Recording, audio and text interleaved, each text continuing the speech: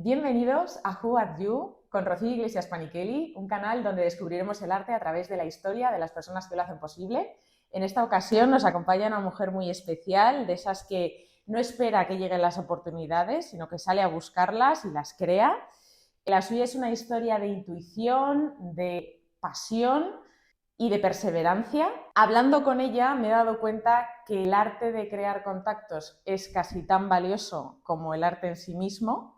Hoy viene a contarnos su historia Belén Rivas. Bueno, muchísimas gracias por invitarme. Me encanta estar aquí contigo y si puedo ilustrar algo, me harás muy feliz. Muchísimas gracias. Bueno, Belén, quería comenzar la entrevista preguntándote para que nos cuentes cómo han sido tus comienzos para, no habiendo estudiado nada relacionado con el arte, cómo acaba uno siendo marchante de obras maestras. Llegué aquí de una manera, al principio, inconsciente y tirando del hilillo. Con 16 años conocí a un chico del que me ennovié, que estudiaba primero Derecho. No me quiero alargar mucho con esto. Empezamos a salir y él me comentaba que no le gustaba el Derecho, que lo que quería era pintar. Y yo le animé. Le animé así durante los años. A los 7 años me casé con él y a los 5 pues ya tenía un contrato con una galería norteamericana, con un súper galerista que era George Stanley. George en el año 52 estaba exponiendo a Dalí en su galería, con esto digo la categoría. Es la envergadura de la galería. Efectivamente, que era una galería especializada en surrealismos y luego ya le siguió por el mundo del realismo, el hiperrealismo, y expuso pues a gente como Antonio López, como a Gerardo Pita, como a Claudio Bravo, en fin. Hablamos de unos niveles muy altos. Muy, muy altos, sí. Y César Galicia, que es como se llama mi exmarido, el padre de mis hijos, y aquel novio, formaba parte de todo este grupo. Yo lo que me dedicaba era precisamente a las relaciones de él con los galeristas, que empezaron cuando nos casamos en Madrid, porque vivíamos en la zona de Serrano, y cuando yo llegaba de trabajar, pues llegaba a casa y agarraba un cuadro de César, que no eran muchos, porque pintaba muy despacio, y me iba por la zona de Conde Aranda y a enseñar los cuadros y a ver. Esto me marcó profundamente para mi futuro, ¿no? Para acabar dedicándote a ello. Exactamente. Entonces, después de eso nos fuimos a vivir a Nueva York. Uno de los galeristas de César se fiaba de mi gusto y me propuso buscarle aquí artistas en Europa. Y bueno, y hacía ese tipo de conexiones y en este caso a Bob Fisco, que era el galerista de Forum Gallery, pues sí, le encantaba mi gusto, mi criterio. Y bueno, pues así, cuando volvimos a España, al cabo de unos años, nos separamos, que todo el mundo piensa que César se quedó a vivir en Nueva York. No, César volvió y entonces nada. Y yo empecé a trabajar en el mundo de la producción de televisión, de todo esto. ¿Cómo acabas en televisión? Mira, te lo voy a contar. Sí, por favor, te lo voy a cuéntamelo. explicar porque es una historia absolutamente surrealista. Un amigo mío que ahora vive actualmente en España, Miguel Sierralta, él era productor de televisión en Miami. Hacían que se llama showmania.com, ¿no? Mira. Y entonces Miguel me llamó: oye, Belencita, trabaja conmigo, no sé qué, no sé cuánto, si me ayudas. Él vivía, cada vez que llegaba, yo estaba con Miguel 24 horas y el resto pues estaba ahí en las estas de Telecinco, ahí en Virgen del Cortijo, en las oficinas. En fin, estaba más fuera que dentro, pero vamos. Y en una de estas me presentó a uno de sus socios, que es Iván Espinosa en Los Monteros, y entonces Iván y Rocío Monasterio, su mujer, hacían estas obras en unos loft, de repente compraban un garaje, lo arreglaban, lo dejaban maravilloso, y entonces Iván, una de las cosas, con los años, me pidió: Belén, ¿por qué no? Porque yo ya estaba dejando la televisión. Porque tu labor en el mundo de la televisión, ¿cuál era tu fundamentalmente captar, conseguir grandes rostros televisivos para el programa, para Showmania. Lo tuyo Entrevistas. siempre ha sido conectar personas, cazar Sí, talentos de una forma o de otra, por sí, eso quería llegar a me este encanta, punto, me porque... encanta. Me encanta porque me encanta el ser humano. Me Mm, parece fascinante. Y entonces, bueno, me dedicaba un poco a esto, pero claro, ya tocaba, pues eso, el cantante, el escena.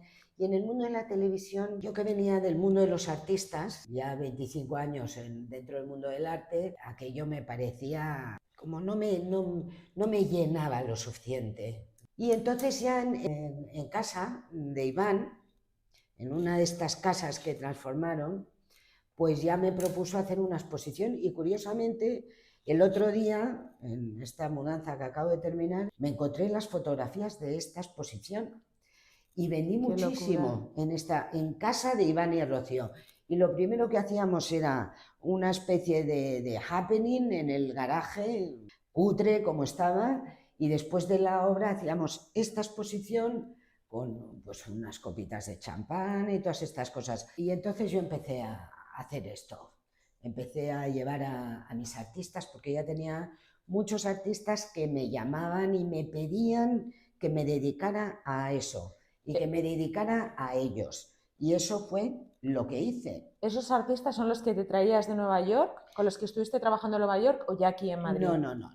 Estos son artistas de España. Estos, Vale, curiosamente, cuando yo me separo, que reniego un poco del mundo del arte, estoy un poco sí. saturada en ese momento, emocionalmente hablando, lo curioso es que me llamaban artistas. O sea, siempre he atendido a una petición. Sí, Por eso digo que es de siempre es como el mundo del arte me absorbe, me sí, magnetiza sí, y me sí. vuelve a poner en mi sitio. Y después de esto me comentabas que dejas el mundo de la televisión y pasas un poco a abrir, empezar otra vez en el mundo de las galerías. Exacto, lo que hago es, primero busco espacios que reúnan unas ciertas condiciones que sean fundamentalmente nuevos para que no nos marque de ninguna manera, no nos crea un sello específico. Busco pues espacios de arquitectos jóvenes y ahí empiezo a llegar a acuerdos con ellos para hacer exposiciones de mis artistas. Hasta que, pasado un tiempo de realizar este tipo de exposiciones, empiezo a entrevistarme con un productor de teatro, con Enrique Salaverría, que él estaba gestionando el Teatro Alcázar, y ese piso que coincidía con el ambigú del teatro, con el bar del teatro, eso lo quisieron renovar y yo llegué a un acuerdo con Enrique para abrir ahí una galería y ahí se abrió la primera Viondeta, que era Gata, era Galería de Arte del Teatro Alcázar, Gata, Viondeta. Y ahí le hice, por ejemplo, primero inauguré con dos mujeres, quería destacar el papel de las mujeres en el mundo del arte. Me interesaba ¿Te apetecía exponer empezar con con mujeres? dos chicas jóvenes y nada, ya se inauguré. La siguiente exposición fue una exposición de 6 artistas cubanos, de Nelson Domínguez, de Choco, de un grupo de artistas cubanos muy relevantes. Y después de aquella exposición expuse a mi primer grafitero. Por eso te iba a preguntar, porque esto me parece increíble. Fuiste la primera en exponer a un grafitero en una Sí, galería que sí, hoy además es muy reconocido. Se trata muy, de Suso 33. sí, sí, porque es un gran artista, claro. Es maravilloso, No a mí me podía ser, alucina. no podía ser de otra manera, pero yo tuve el privilegio de conocerle. Suso venía a las exposiciones que yo hacía. Una persona muy inteligente y muy sensible. Con una sensibilidad especial, ¿verdad? He visto Sí, alguna sí. entrevista suya y le he visto, bueno, evidentemente conozco un poco su trabajo y sí que me da esa sensación. Sí, es estupendo. De hecho, tengo una anécdota muy curiosa con Cuéntanosla. Suso. Cuando le organizo esta exposición en el Teatro Alcázar, que era un espacio maravilloso, teníamos paredes de 6 metros de altura. Al principio tuve que diseñar la galería porque resulta que teníamos muchas ventanas, pero no teníamos tantas Pared. paredes para colgar, ¿no? porque el panel de delante es una cristalera maravillosa que da en la calle Alcalá. Entonces sí, teníamos 2 paredes laterales, pero luego había columnas y nos faltaban paredes. Claro, claro. Entonces diseñé estos muros que me hizo Nivelarte, que eran antiguo macarrón maravillosamente, con unas rueditas abajo que apenas se veían, y eran enormes los muros porque tenían la anchura de las columnas del teatro y encajaban perfectamente. Eran divinas y yo las podía mover, tengo bastante fuerza, pero las podía mover y cada exposición, un poco haciendo un guiño al teatro, aparecía de una manera diferente. Entonces la gente entraba, uy, pero si la galería era diferente, claro, es que era diferente, porque los muros se habían cambiado, era muy divertido esto. Y entonces cuando voy a exponer a Suso, había estado la galería años restaurándose. Y cuando llega la exposición de Suso, me llama Enrique y me dice, oye, Belén, tengo que hacerte varias preguntas. Dime, Enrique, oye, escúchame, creo que ¿a quién vas a exponer? Y yo, pues a un artista mío, a Suso 33, pero este es grafitero. Y le digo yo, sí, es grafitero. Y me dice, oye, es que acabamos de arreglar toda la fachada del teatro y el teatro y tal. Digo, ya lo sé, que me lo vas a decir, Enrique. Sí. Oye, te voy a decir una cosa, cualquier dibujito de lápiz, de spray, de lo que sea, tú vas a pagar el arreglo. Pues diseñamos unos carteles para la exposición de Suso que se ponían todas las noches en el teatro, todas las noches desaparecían. La exposición estuvo como 3 meses porque era tal la cantidad de gente que venía a la galería y luego venían colegios con niños. Esta exposición fue absolutamente increíble en todos los sentidos. No es que no pintaran las paredes, que no pintaron jamás, nunca. Es que se llevaban todo lo que... O sea, al revés, lo limpiaban todo. Poníamos un cartel, al día siguiente ya no estaba. Lo que fuera, era increíble. Es que en España por aquel entonces esto era súper disruptivo, innovador y sí, rompiendo un poco moldes. Totalmente. ¿Y cómo fue que tú decidiste empezar con esta forma de exponer? Yo con el Urban Style, primero de todo, yo acompañaba a César muchas veces a sacar el color. Hay que pensar de dónde venía, ¿no? De este hiperrealismo. Bajábamos con mucha frecuencia, vivíamos en Larchmont, como a 20 minutos de Manhattan, como si vives aquí en Torrelodones. Bajábamos para tomarle la temperatura al color para los cuadros de César. Y en este camino, cuando ibas en tren, pasabas por el Bronx, y en el Bronx todo ese camino era puro graffiti. Y a mí me llamaba muchísimo la atención porque había gente buenísima. Y en el momento que decidí que habría una galería, decidí que iba a buscar a los grafiteros en España y fui a través de un sello discográfico de música hip hop. Los caminos de tu vida de verdad son increíbles pero maravillosos, porque al final el moverte tanto, el ver, claro, te da una perspectiva y una capacidad de visión, pues eso, innovadora y diferente, que es lo que la hace tan especial.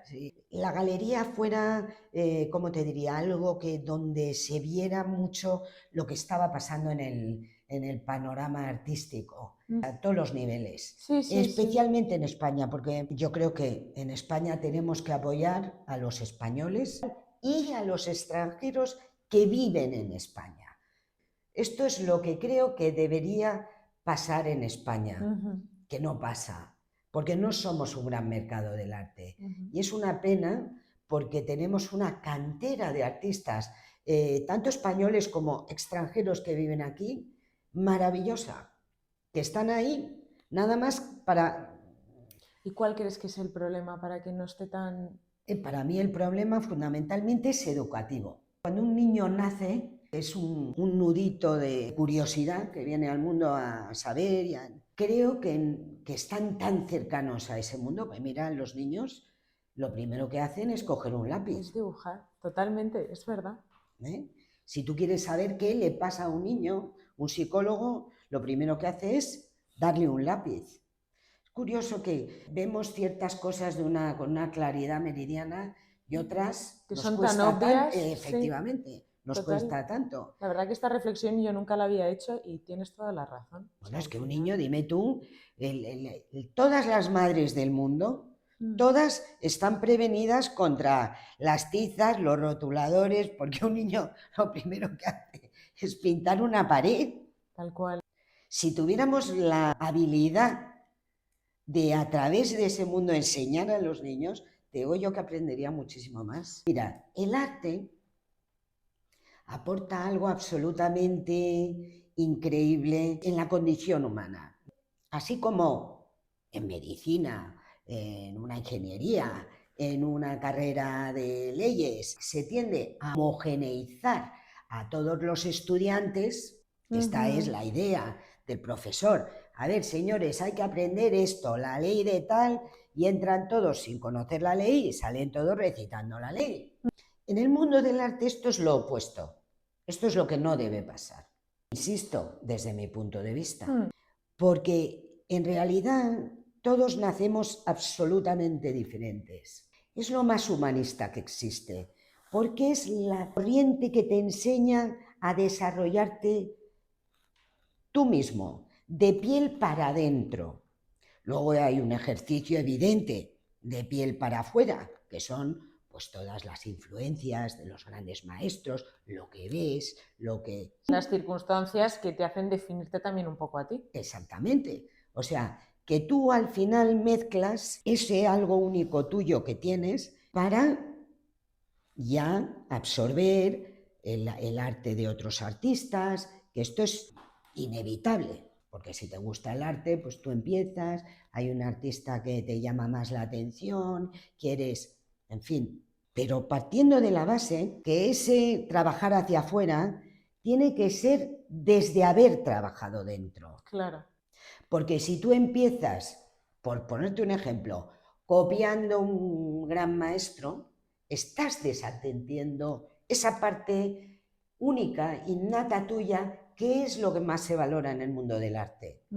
Eso me da pie para preguntarte lo siguiente, porque nos hemos quedado un poco en el momento vital en el que tú estabas pues más enfocada a todo el mundo de las galerías y demás, Sí. pero luego das un salto y pasas a ser y a convertirte en marchante de obras maestras. Sí, eso más adelante, Ajá. porque yo primero abro Biondetta en Alcalá 20 y al cabo de una temporada tengo un pequeño desacuerdo con mis socios y me voy al Magro 30 y ahí sigo con Biondetta y ahí ya me quedo hasta que cierro, hasta la última exposición, hasta el 15. Y ya en Almagro 30 empiezan a llegar obras maestras. Yo ya había trabajado antes con obra maestra.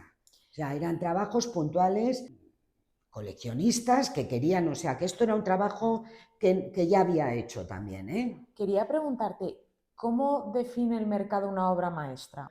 Una obra maestra es aquel cuadro hecho por un gran pintor, un gran artista, ¿entiendes? Ya muy reconocido en el mundo. Leonardo da Vinci, Botticelli, Picasso, Velázquez, Goya. Tiene mucho que ver con el contexto histórico y cultural, no únicamente el valor económico.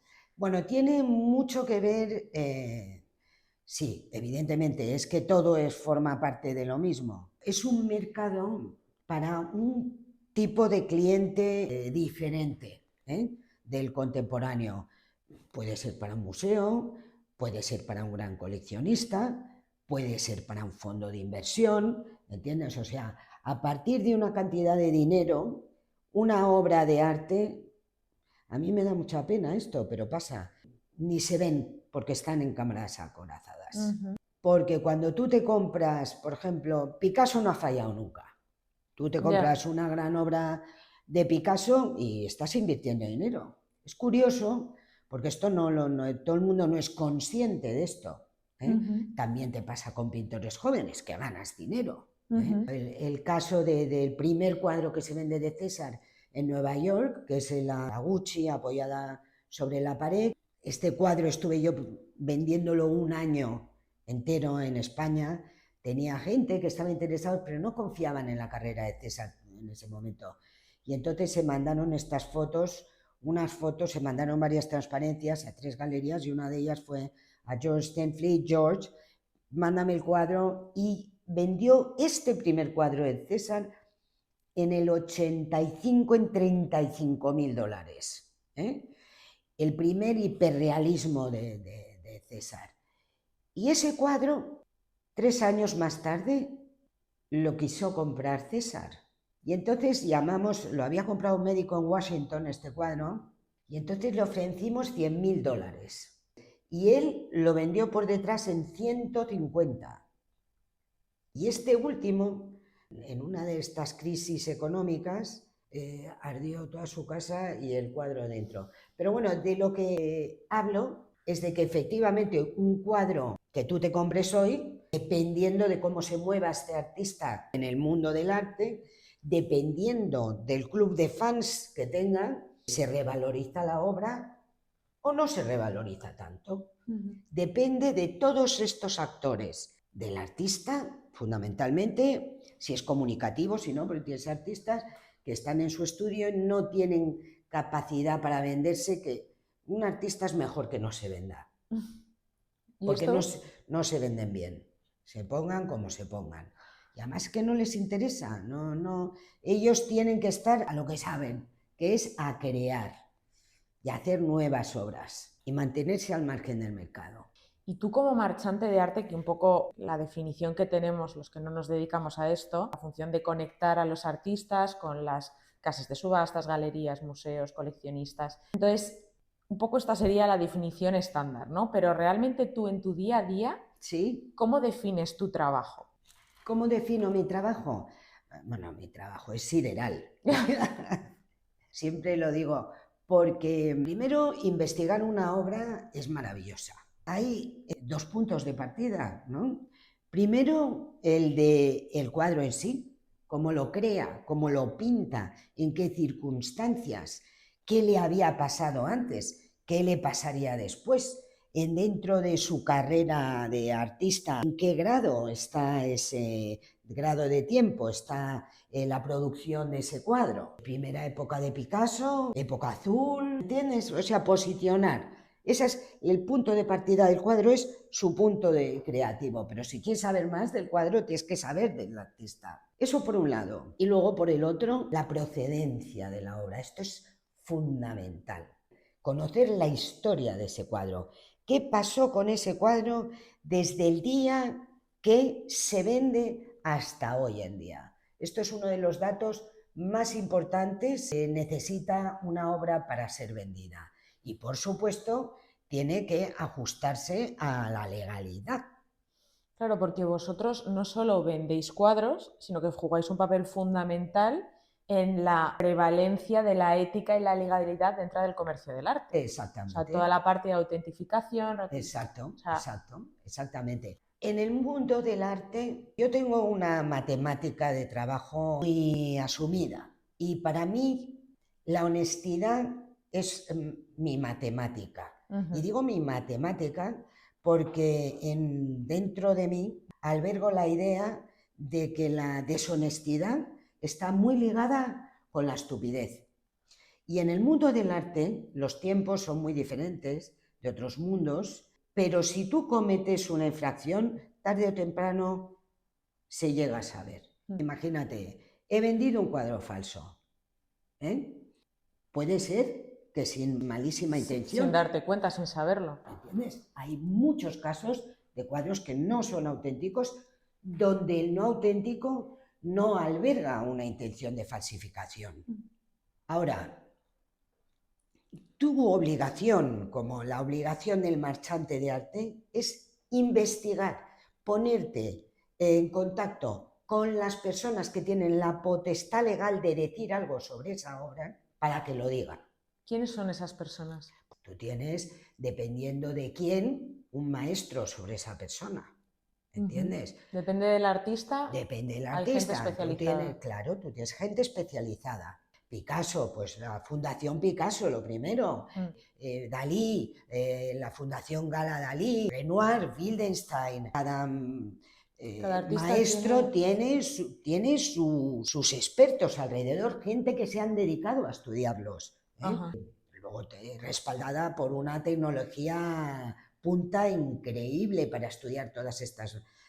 Amel Olivares, que es una niña italiana cubana que vive en Italia y es una súper profesional. En fin, esto es lo que hay que seguir. Por eso digo que es sideral, porque cuando tú te metes en un cuadro, vas a salir como propulsado. No sé cómo explicarte. O sea, tienes que empezar una investigación como por un lado al artista, por otro lado el artista con respecto al cuadro, el cuadro respecto a su propia creación y en la trayectoria que ha tomado, de dónde a dónde ha ido.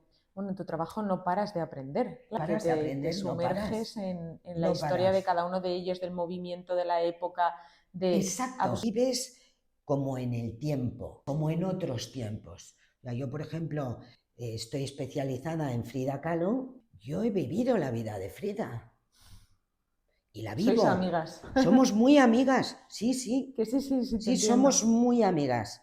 De Frida solamente se puede ser amiga. Sí, aunque en general se la juzga con bastante poca empatía. Me he encontrado mucho con esto por sus ideas comunistas, que lo comprendo, pero ella que era comunista por compasión, ¿no? En un país como era México, que Frida cuando nace vive como en Europa, en la época del porfiriato, que eran todos los mexicanos iban vestidos de europeos, gran división entre los españoles mexicanos y los indígenas, los mestizos, porque México es una mezcla, gracias a Dios, que son muy bonitas todas, y Frida vivió pues esa especie de injusticia social que ella vivía era del régimen de Porfirio Díaz. A su padre era un elemento importante de cara a la cultura mexicana, porque Guillermo lo que hacía era salir y fotografiar México. Y Frida nació en 1907, pero en 1910 fue el estallido de la Revolución Mexicana y a Frida le entraban en casa soldados heridos de aquí y de allá y Matilde, la madre, pues los atendía y les daban de comer. Y Frida creció con ese como un poco dolor y era, pues sí, era comunista porque entendía que el comunismo pues solamente tenía cosas buenas que aportar. Ha aportado de todo tipo de cosas. Yo ahí no voy a entrar a opinar, pero desde luego Frida lo que era una gran humanista y una persona de una integridad impresionante y una persona que podía haberse perdido muchas veces porque era una niña maltratada en el colegio, pues tuvo una polio y ya se metían con ella. Frida es un ejemplo de entereza, de creer en uno mismo, de superar las adversidades grandes, porque vivió con muchísimo dolor físico y para mí eso ya es un hándicap digno de, ¿sabes? Quizá por tu recorrido entiendo que estés tan ligada a un artista como Frida, ¿no? Para mí Frida es un ejemplo de persona, es un ejemplo de mujer, porque hay que entrar en aquella época. Sí. Y en México, imagínate, en ese entorno, con un marido como Diego Rivera, que era enorme, que la opacaba, porque Diego era expansivo en todos los sentidos. La cuestión es que ser una mujer como Frida, en aquel, hay que ser muy fuerte. Y Frida era una mujer que llamaba muchísimo la atención por su gran personalidad, de persona que no está dispuesta a que vean su dolor. Frida dejaba su dolor en sus escritos y en sus cuadros. Esa era su terapia. Y era además una persona muy honesta con ella. Frida pintaba de piel para adentro. Diego era de piel para afuera. Frida pintaba su interior. Sí, por se eso abría claro, más. cuando le decían que era surrealista, ella decía, no soy surrealista, yo pinto mi vida. Y era lo que hacía, pintar su vida. Entonces era una persona especialmente alegre, especialmente feliz, tenía mucho cariño para dar. Fue una persona que perdonó a Diego infinidad de veces por multitud de infidelidades y luego perdonó la más grande, que fue con su hermana pequeña con Cristina, que además era la favorita de Frida, y los perdonó a los dos. Entonces a mí, una persona que tiene esa capacidad de perdón, de amor, de perdonar de verdad, de volver a querer sin... Pues, ¿qué quieres que te diga? Sí, Y te ha encima, conquistado. claro, Te quería preguntar, Belén, dentro de todas las obras maestras que has vendido, ¿cuál dirías que ha sido la más icónica o la más espectacular? ¿Sería alguna de Frida o...? la más espectacular todavía no la he vendido. ¿Y podemos saber de quién es? Es de Frida. Es una obra de Frida totalmente desconocida, Ah. pero una obra maestra. O sea, un Frida entre los Fridas. ¿Y cómo se encuentra una obra? O sea, ¿cómo sucede eso? A mí es que eso me intriga muchísimo. Pues ¿Cómo de sucede que un repente una día obra te llaman por teléfono y te dicen, oye, estamos aquí en México, queremos que vengas a ver una obra de Frida. Eso va a ser una serie de Netflix. Ya te lo digo yo. Y es un cuadro inédito de ella. Está metido en una cámara de seguridad. ¿Ya está autentificado? ¿Ya está...? No, está en proceso, está en este proceso. Y yo creo que va a salir pronto a la luz, pero todo lo que es patrimonio nacional es de una inmensidad y está, para mi gusto, poco regulado.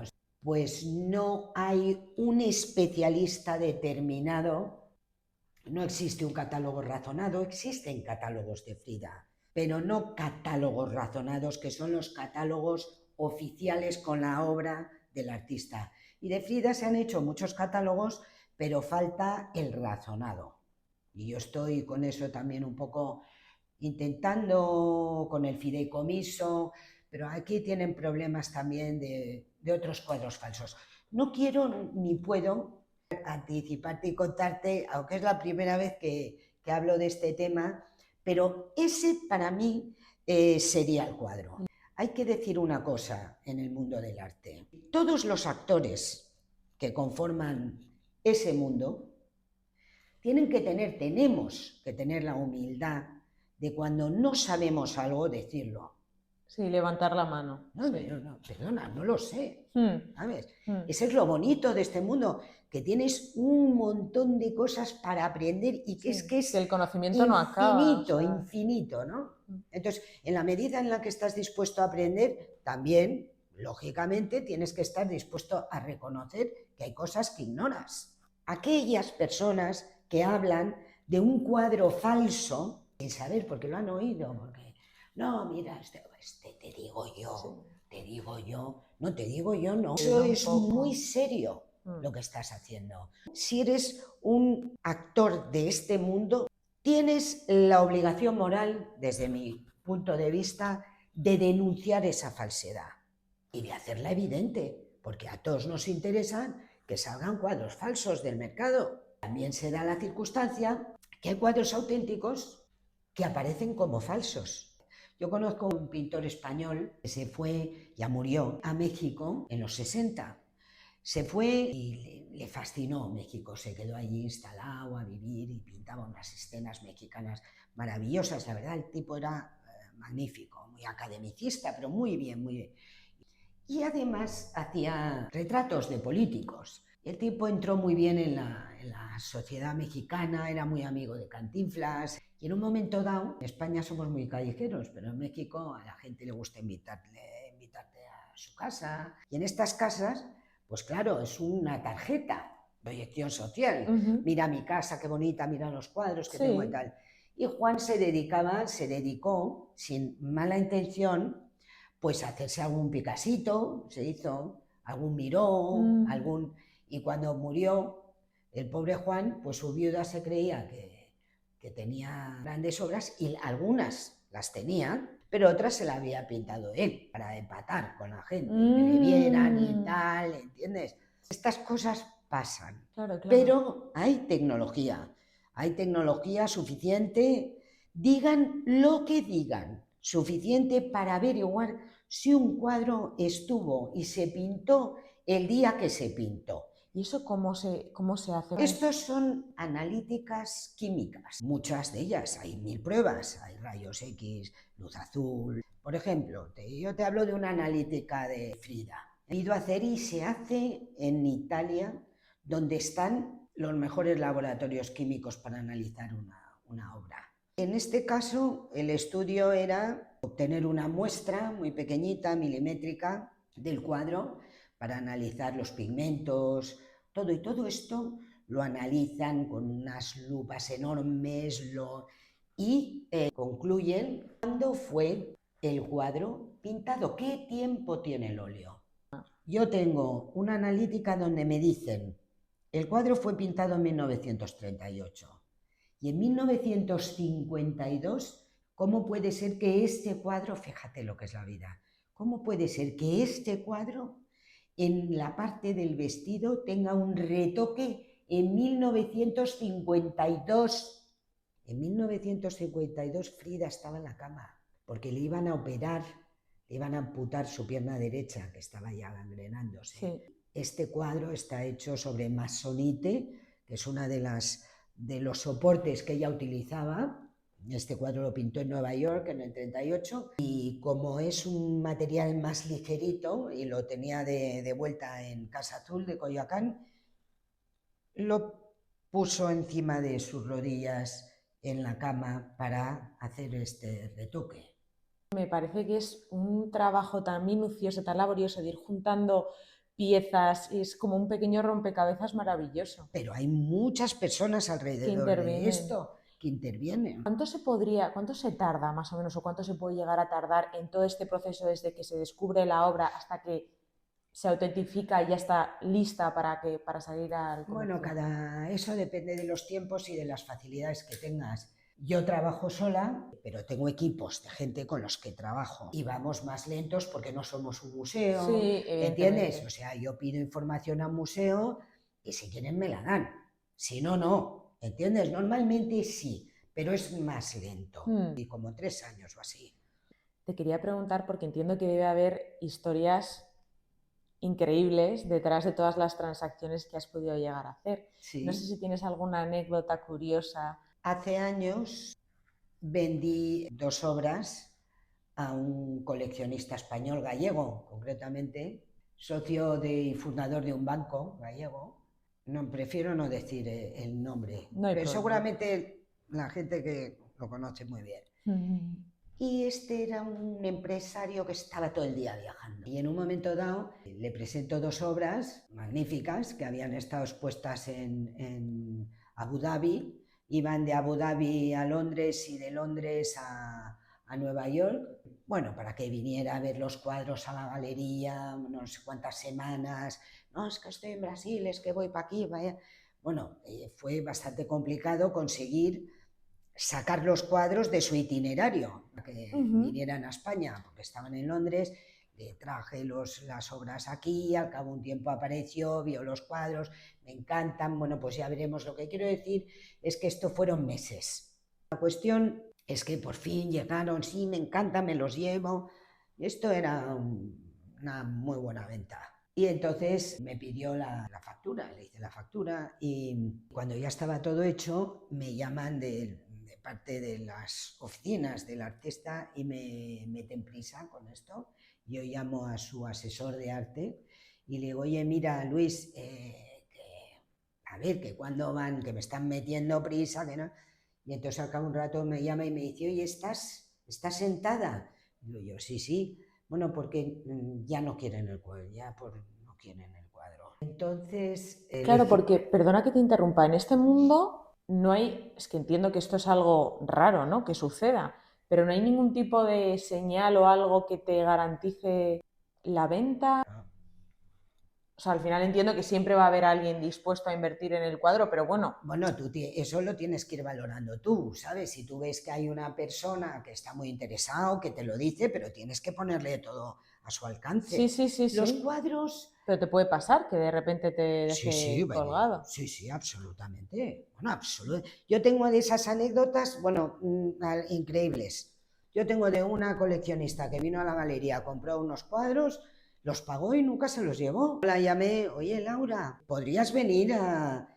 Ay, es que ya no me gustan. ¿Puedo elegir otro cuadro? De esta artista, sí. porque el artista ya ha cobrado su trabajo. Claro. Bueno, pues fue al estudio del artista, estuvimos, mira que te mira para aquí, ¿no? Y no quiso nada.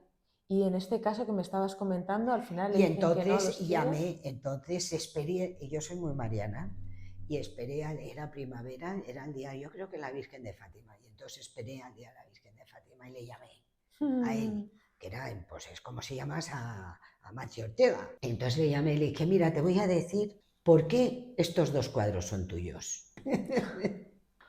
Y me los compró.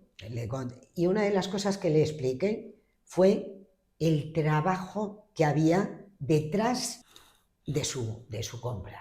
Y me los compró. Y fíjate, me dijo, todos los años te voy a comprar, y luego se enfermó de cáncer y murió. Una persona maravillosa. Pero sí, hay muchas... Un pequeño te puede tirar una operación abajo.